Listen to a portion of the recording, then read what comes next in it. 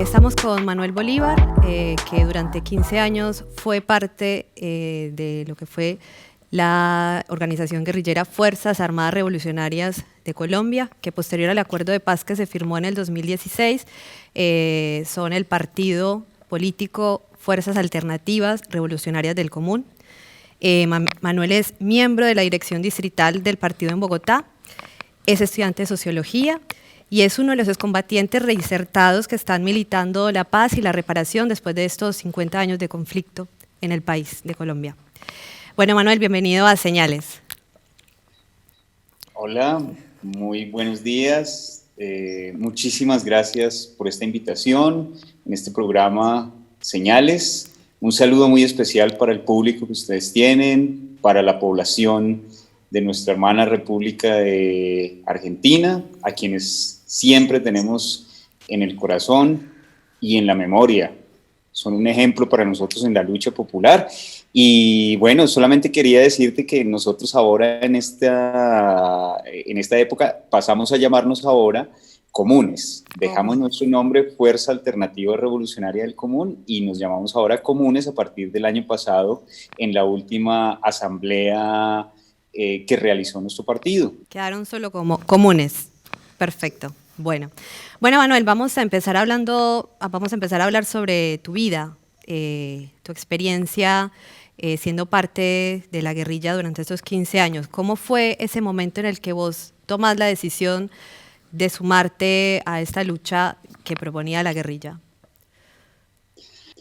Bueno, pues esperemos que no me dé la nostalgia porque siempre que me entrevistan y me hablan sobre estos temas me da mucha nostalgia. Por todo lo que significó mi vida y la vida de nuestros compañeros y compañeras en este proceso insurgente en nuestro país. Yo inicio mi proceso de vinculación con las antiguas FARC-EP en el año 2001. El 26 de agosto de 2001 estaba yo aún estudiando en la Universidad Santo Tomás, de aquí de Colombia, la carrera de Comunicación Social y Periodismo y también mi carrera de Sociología en la Universidad Nacional. Hacía yo esas dos carreras al tiempo. Era un muchacho muy activo, un muchacho muy sensible a los problemas de nuestro país. Y en esa época en Colombia, así como en el resto del continente americano, se vivía una profunda lucha anticapitalista. Ustedes recordarán que para esa época, finalización del 98, 99, 2000, se dan las grandes movilizaciones anticapitalistas a nivel mundial. Aquí también en Colombia se da ese movimiento, esa expresión de lucha, de rechazo ante el imperialismo y también, pues, los procesos particulares de lucha de nuestro pueblo. Están las grandes marchas de campesinos, están las marchas de las comunidades indígenas, está el estudiantado efervescente luchando por sus derechos, por la autonomía universitaria. Y bueno, yo me vinculo a todas esas luchas, a todos esos procesos de reivindicación política. Y en ese trasegar tengo yo, digámoslo así, la fortuna de poderme vincular a la juventud comunista en este país, en Colombia. Y ahí inicié mi formación política en el espectro de la izquierda.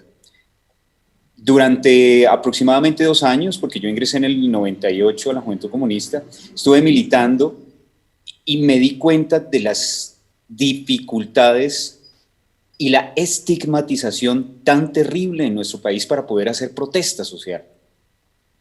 Uno de los detonantes que me hace a mí tomar la decisión de irme para la guerrilla y de vincularme a una lucha armada es el asesinato de un compañero de la Universidad Nacional, Giovanni Blanco, un joven de 19 años que estudiaba medicina. Ese día nosotros salimos a una protesta en la universidad a enfrentarnos con la policía, como se hacen callejeramente en muchos países, a tirarnos piedra y a protestar por una situación que había en nuestro país. Y él fue asesinado por un francotirador. Un francotirador le dio un disparo en el corazón y ahí cayó.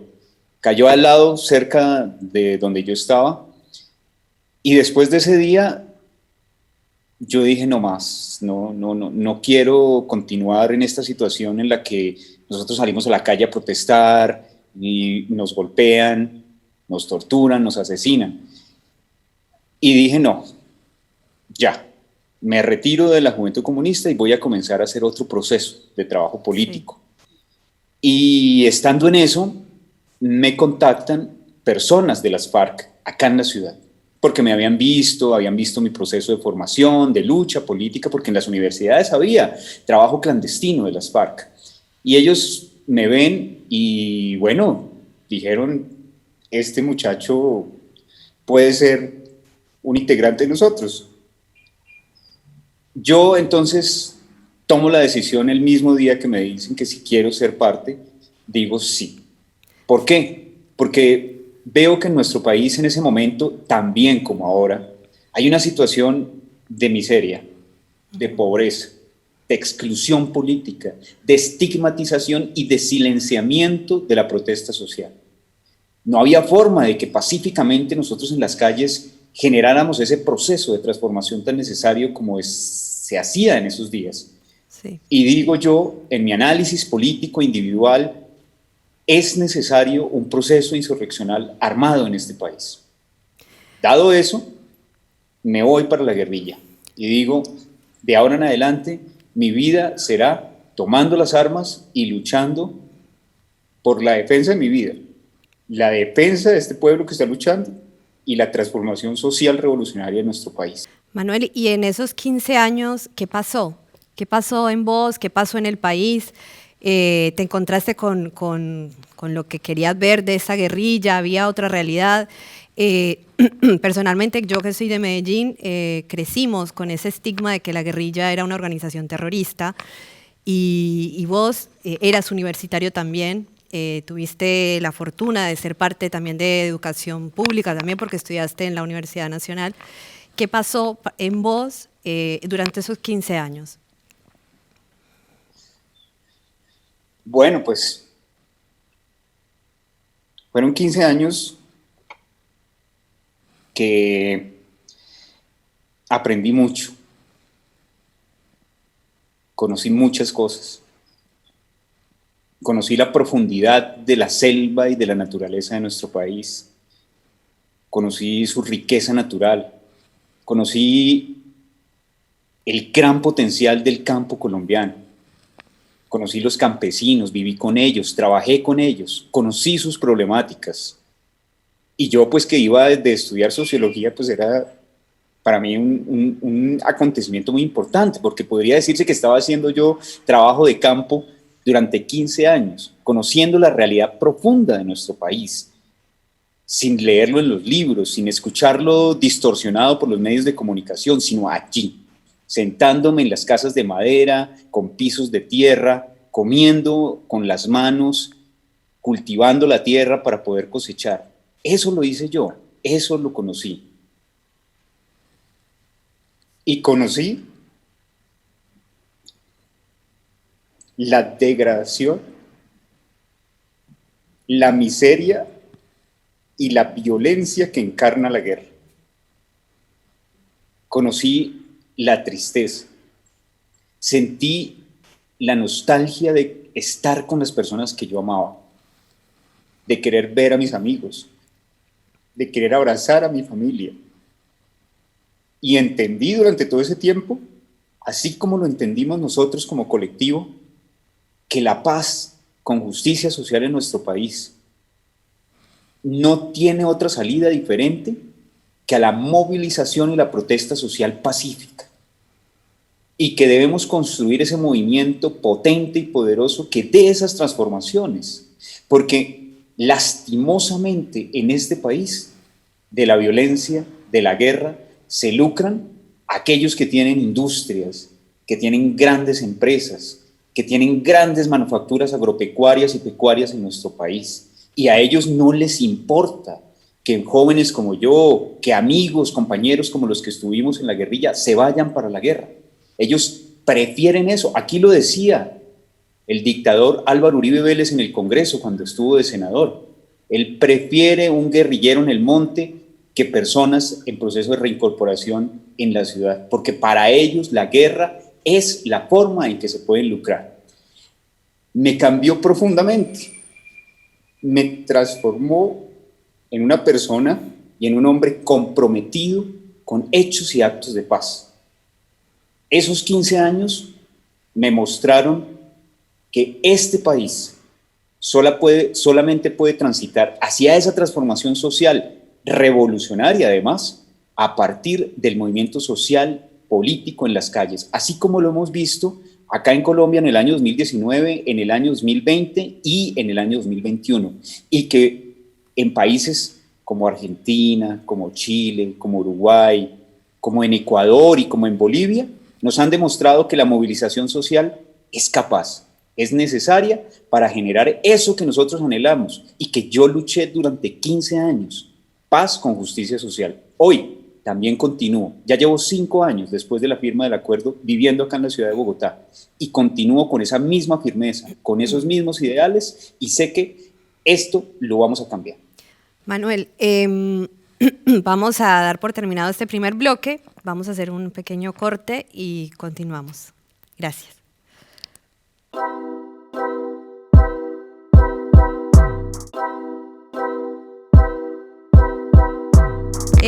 Vamos a hablar, introduciste un poco en el bloque anterior el tema de la paz como única salida para poder terminar con este conflicto que atraviesa el país ahora con otras fuerzas armadas, otras guerrillas, pero que con las FARC hoy ya no existe. ¿Cómo te encuentras vos en este proceso de esta firma del acuerdo de paz, teniendo en cuenta que habían otros intentos que fracasaron y que finalmente en el 2012 se inician las negociaciones? ¿Cómo te encuentras vos esa decisión de apostar a iniciar una negociación por la paz? Bueno, yo recuerdo que para muchos de nosotros en ese momento, en el año 2012, estando en medio de la dura guerra que era el Plan Patriota, nos tomó por sorpresa. Y también con una especie de sentimiento de no saber qué podría pasar.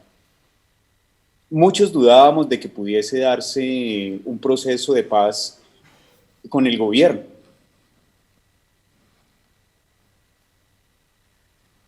Pero comenzó nuestra organización, las FARC, a enviarnos a los campamentos en la guerrilla, en las selvas, en los páramos, en los esteros, información sobre los avances.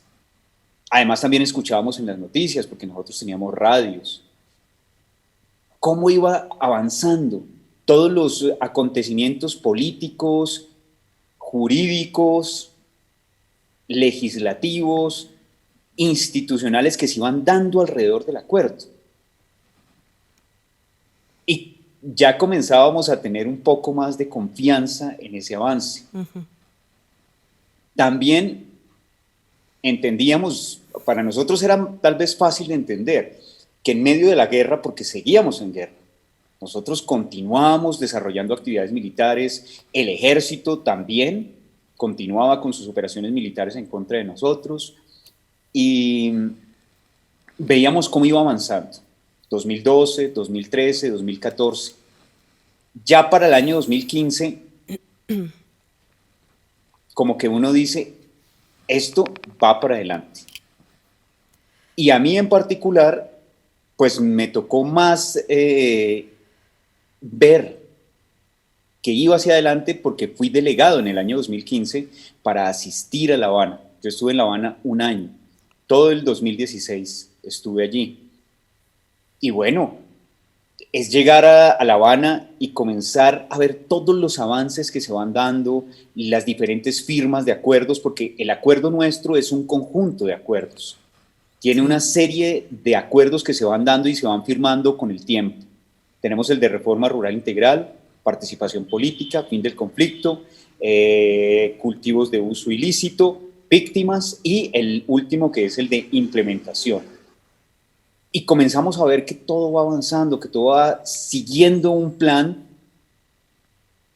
que va cumpliendo ese anhelo no solamente de las FARC, no solamente del Estado colombiano, sino fundamentalmente del pueblo colombiano. Y pues, evidentemente, ayer estaba yo en una entrevista que me hacían para los medios canadienses y me preguntaban sobre cómo veía ahora ese acuerdo. Y yo les decía, el acuerdo más imperfecto que podamos tener ahora en este momento es mucho mejor que esa guerra completa que teníamos hace 8 o 10 años. Manuel, yo quisiera recordar un poco, porque fue también impactante cuando se hizo el plebiscito, donde el pueblo colombiano finalmente le dice no en ese primer acuerdo, la primera negociación. ¿Cómo los toma ustedes? ¿Qué tuvieron que transformar? ¿Qué los hizo cuestionar? Vuelvo e insisto, sobre todo en las ciudades, el estigma que hay sobre la organización guerrillera de las FARC como organización terrorista. ¿Usted cree que tiene que ver con eso? ¿Qué hicieron ustedes, digamos, qué ajustes tuvieron que hacer para que este acuerdo finalmente se acordara? Bueno, yo recuerdo mucho ese día. Nosotros estábamos en La Habana. Yo hacía parte del equipo de comunicaciones que estaba en La Habana haciendo todo el proceso informativo de lo que sucedía allá, los avances, las discusiones, las personas que visitaban las delegaciones, etc. Y ese día, pues, yo estaba encargado de hacer todo el proceso de seguimiento de lo que era el día de la votación del plebiscito. Todos estamos muy a la expectativa. Estábamos muy felices, estábamos muy contentos. Ese día incluso se tenía pensado hacer una especie de celebración, de reunión después de los resultados del plebiscito. Se llegan las 5:30 de la tarde y los resultados aparecen. Mira, nosotros, y personalmente yo te lo digo, quedamos en silencio. Quedamos anonadados. Fue una gran sorpresa porque había una gran expectativa, porque había ese sentimiento de que el pueblo colombiano iba a refrendar un acuerdo que iba a traer paz para este país luego de casi 55 años de guerra. Iniciamos inmediatamente el proceso de análisis y reflexión de qué fue lo que sucedió. Nos dimos cuenta de muchas cosas. La estrategia de marketing político de la derecha para generar ese discurso de odio y ese resentimiento de las personas. Nos dimos cuenta de que nosotros también tuvimos muchas deficiencias en el proceso comunicativo para dar a conocer a la gente lo que se estaba haciendo en La Habana y qué significaba el acuerdo de paz. Pero, como tú lo dices, también entendimos y reflexionamos sobre nuestra labor en 55 años de lucha revolucionaria. Y nos dimos cuenta que muchas de las cosas que nosotros estábamos haciendo en ese tiempo no eran para nada revolucionarias y que no atraían a gran parte de la población colombiana. Y que en parte significativa, esa fue una de las debilidades que trajo para que la gente rechazara el plebiscito y que la misma derecha utilizara eso para crear una campaña negra y de desprestigio. Es decir, que nosotros también entendimos y reflexionamos autocríticamente sobre nuestros actos, calificados también como actos criminales y terroristas, que ahora nosotros en nuestras comparecencias ante la Justicia Especial de Paz hemos dicho, sí, nosotros secuestramos, sí, nosotros generamos actos criminales y hoy estamos aquí para dar la cara, pedir perdón y hacer todo lo que sea necesario para generar un proceso de reconciliación. Entendimos que habíamos estado mucho tiempo mirándonos al ombligo y creyendo que nosotros éramos el centro del proceso revolucionario de este país, y cuando dejamos de vernos el ombligo y levantamos hacia el mundo, dijimos, ve, no somos lo que tan bien creíamos que era.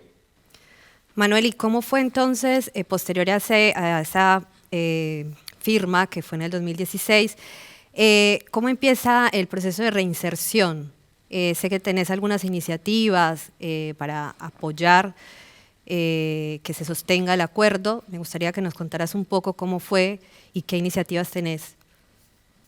Bueno, mira, yo tengo ya 5 años en mi proceso de reincorporación acá en la ciudad de Bogotá. Yo inicié en marzo, para los primeros días de marzo del año 2017, mi proceso de reincorporación integral, económica, política y social. Comencé a trabajar, fue lo primero, pues tenía que vivir en esta ciudad, tenía que comenzar a buscar un empleo. Afortunadamente comencé a trabajar en el partido. A mí me dieron un empleo porque todo el tiempo he trabajado en las comunicaciones, entonces fui encargado de conformar la Comisión Nacional de Comunicaciones, trabajar y ayudar a formar equipos de comunicación, de periodistas, y en ese proceso, ya teniendo un empleo que me ayudaba a garantizar, pues, por lo menos tener un lugar donde vivir, tener alimentación, tener ropa, pude comenzar a retomar nuevamente mis procesos de estudio. Inicié mi carrera, reinicié mi carrera de sociología. Yo estaba en sexto semestre cuando me fui. Ahora ya estoy para graduarme, estoy haciendo mi tesis sobre uno de los trabajos que hice en la guerrilla que me encantó. Trabajé como periodista en Voz de la Resistencia y estoy haciendo mi tesis es sobre el sistema sociotécnico radial creado por la guerrilla para hacer periodismo en medio de la guerra. Además de eso, inicié también mi proceso de reencuentro con mi familia, volver nuevamente a mi casa, encontrar a mis abuelos, a mis tíos, a mis primos. Desafortunadamente, uno de los grandes dolores que me trajo la guerra es que mi mamá murió mientras yo estuve en la guerrilla, entonces no pude volverla a ver. Es una de las grandes tristezas que yo cargo dentro de mi corazón por esta guerra. Pero también comencé a contactarme con otros amigos que ya tenía cuando estudiaba, a conocer nuevas personas, y dentro de ese proceso de reincorporación he iniciado con mi compañera sentimental que me acompaña en estos momentos un proyecto productivo. Tenemos una cervecería artesanal en la que tenemos la producción de 2 líneas de cerveza. Después de un año de trabajo arduo, de sacrificio, tenemos una casa, un restaurante, bar, cafetería, en el que ofrecemos no solamente nuestra cerveza, sino tenemos también venta de comidas, hacemos eventos, fiestas, y tenemos una casa cultural. Tenemos un cineforo, tenemos una escuela de defensa personal, tenemos una escuela de artes. Bueno, hacemos muchísimas cosas y estoy muy feliz, estoy muy contento de estar en este momento aportándole a la paz gracias a ese acuerdo de paz que ayudamos a construir. Bueno, Manuel, damos por terminado el segundo bloque y continuamos en un rato.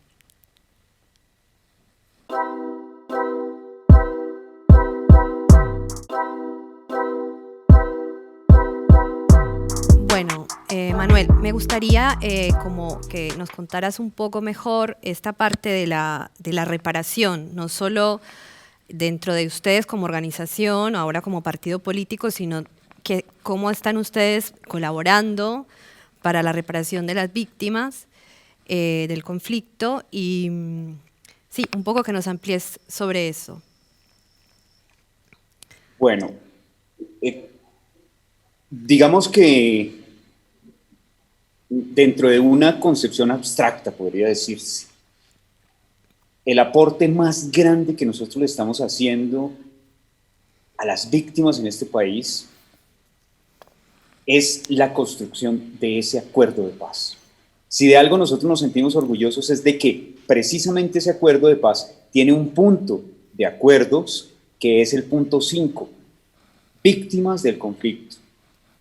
Y que en el acuerdo, en su preámbulo, también dice que las víctimas son el centro de ese acuerdo, porque son ellos y ellas quienes han sufrido muchísimo más la guerra.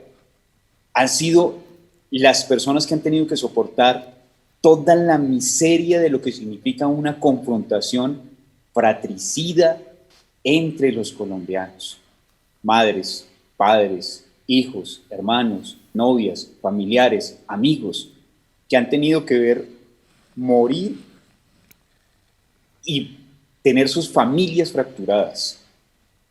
Para nosotros es un orgullo decir, este acuerdo lo construimos para eso. Es nuestro principal aporte en el proceso de reparación. Pero además de eso, también tenemos otra serie de actividades que dentro del acuerdo están normativizadas para poder realizar esa reparación. Es participar activamente en el sistema integral de justicia, verdad y reparación y no repetición, asistir a la Comisión de la Verdad, estar presentes en la Jurisdicción Especial de la Paz y, además de eso, aportar en la búsqueda de personas dadas por desaparecidas. También, independientemente o conjuntamente con el Estado, con organizaciones sociales, organizaciones defensoras de derechos humanos, realizamos en diferentes lugares del país actividades de reconciliación, hacemos eventos, participamos en procesos de desestigmatización, en la que conjuntamente hacemos procesos de reparación colectiva para entender que juntos podemos construir un país diferente, que nosotros estamos aceptando, como te lo decía anteriormente, que en esos 55 años de organización revolucionaria armada cometimos muchos crímenes, muchas cosas de las cuales debemos dar la cara. Y precisamente en ese proceso, en esta justicia que estamos construyendo, que es una justicia restaurativa, que no es una justicia punitiva, sino es una justicia restaurativa, que ayuda a solidificar esos lazos de familia colombiana. Puedo decirte que yo personalmente he participado en muchos eventos en diferentes ciudades. He estado en Ituango, he estado en la Elvira Cauca, he estado aquí en Bogotá, he estado en el páramo del Sumapaz, he estado allí con las víctimas, hablando, conociéndonos. Y precisamente esa actividad de diálogo, de conocimiento de dolores, es lo que ha hecho posible que nosotros, como organización en este momento, seamos capaces de reconocer y de entender que esos actos que cometíamos y que decíamos tenían un carácter revolucionario, estaban generando dolor.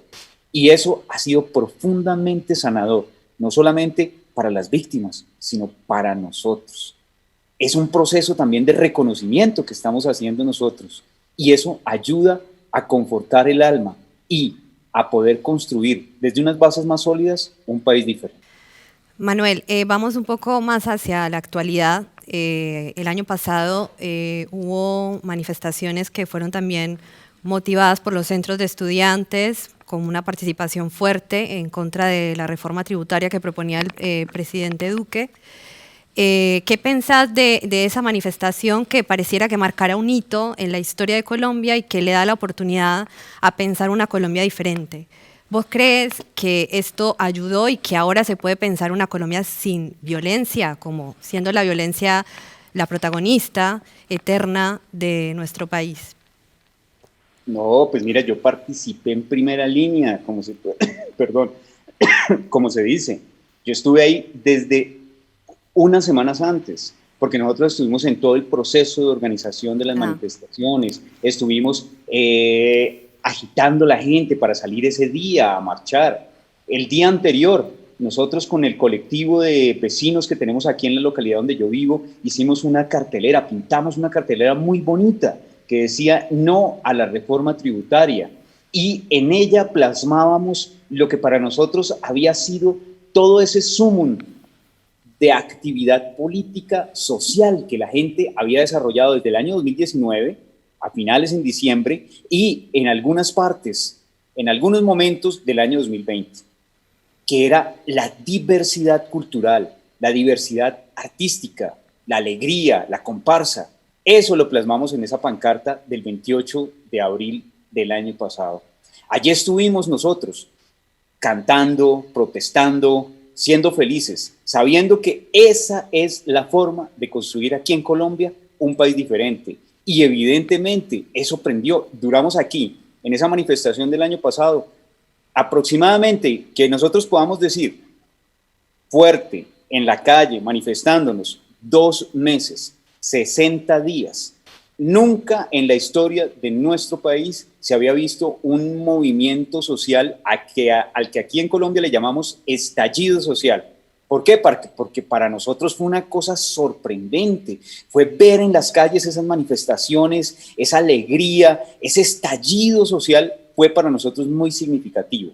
Y lo que está sucediendo ahora, hoy, en este momento, hoy es 24 de mayo, hoy 24 de mayo en nuestras calles, en diferentes lugares del país, hay gente organizando manifestaciones, movilizaciones, mítines, haciendo campaña electoral, ya sea de la izquierda, ya sea de la derecha, pero están movilizándose. Y eso es producto de todo este acumulado de estos 3, 4 años en los que hemos estado allí en las calles. Y evidentemente nos ha enseñado esto, que no hay otra opción para darle un giro histórico a nuestro país que las calles y refrendadas en unas elecciones con un voto transformador y social en este país. ¿Vos crees que se podría romper entonces con esta lógica de violencia histórica? ¿Consideras que hay una esperanza si llegase a tener un gobierno diferente Colombia, teniendo en cuenta que Colombia ha estado gobernada históricamente por la derecha? ¿Consideras que un gobierno podría transformar y lograr esto? Mira, hay 2 escenarios. El primero al que todos los que queremos un país diferente, una Colombia en paz y justicia social, le apostamos. Y es a que el 29 de mayo salga elegido en primera vuelta Gustavo Petro, que representa esa movilización social y popular. Bueno, o que en segunda vuelta creemos entonces todo un movimiento contundente capaz de derrotar al opositor de la derecha. Y que ganemos y que erradiquemos fundamentalmente la violencia del ejercicio de la política, la desestigmatización de la protesta social y la descriminalización de aquellos que piensan diferente. Pero también hay un escenario que es muy posible, dadas las condiciones de nuestro país, y es que ya sea en primera o en segunda vuelta, gane la representación de la derecha. Pero incluso eso también va a mostrarnos que posiblemente a los próximos 4 años contundentemente se cambie esto 180 grados y que incluso lo hemos escuchado, lo hemos analizado y lo hemos conversado.